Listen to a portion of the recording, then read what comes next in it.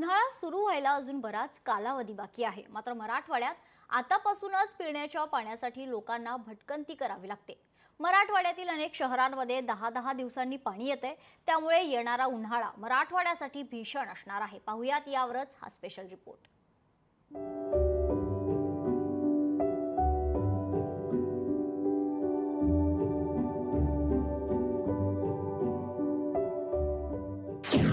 मराठवाड्यात आतापासूनच दुष्काळाच्या झळा। अनेक ठिकाणी पाण्यासाठी नागरिकांची वणवण। आत्ताच अशी स्थिती उन्हाळ्यात काय होणार? उन्हाळा अजून सुरू झालेला नाही, मात्र मराठवाड्यात आतापासूनच दुष्काळाच्या झळा जाणवू लागल्या आहेत। मराठवाड्यातील अनेक जिल्ह्यांमध्ये पिण्याच्या पाण्याचा मोठा प्रश्न आवाजून उभा राहिलाय। त्यामुळे घोटभर पाण्यासाठी नागरिकांना आतापासूनच वणवण करावी लागते।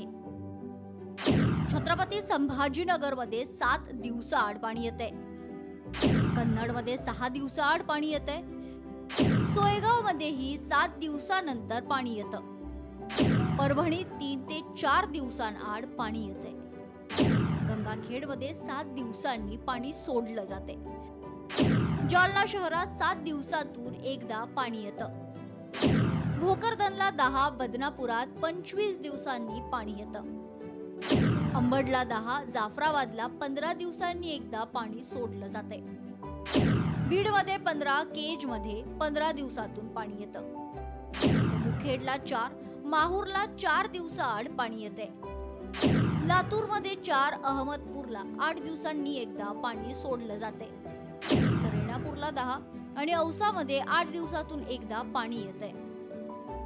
मराठवाड्यात आत्ताच भीषण परिस्थिती निर्माण झाली आहे, त्यामुळे येणाऱ्या उन्हाळ्यात मराठवाड्यात पिण्याच्या पाण्याचं संकट आणखी गंभीर होणार आहे। त्यामुळे पाण्याचं नियोजन आतापासून करण्याची गरज निर्माण झाली आहे। पाण्याचा जो नाश होतो त्याचा परिणाम सिंचनावरच होतो पुन्हा, आणि सिंचनावर पाणी मग धरणातून किती कालावधी जो कालवा कमीत 25 दिवस चालाने सिंचन होऊ शकतं, तो 40 दिवस 50 दिवस चालवा लागतो।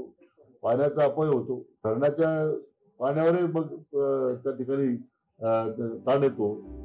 येणाऱ्या उन्हाळ्यात मराठवाड्यात पाण्याची भीषण परिस्थिती निर्माण होणार आहे।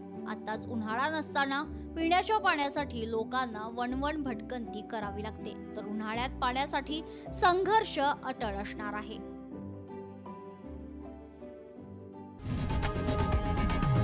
लोकशाही मराठी ऐका, पहा, जागरूक रहा।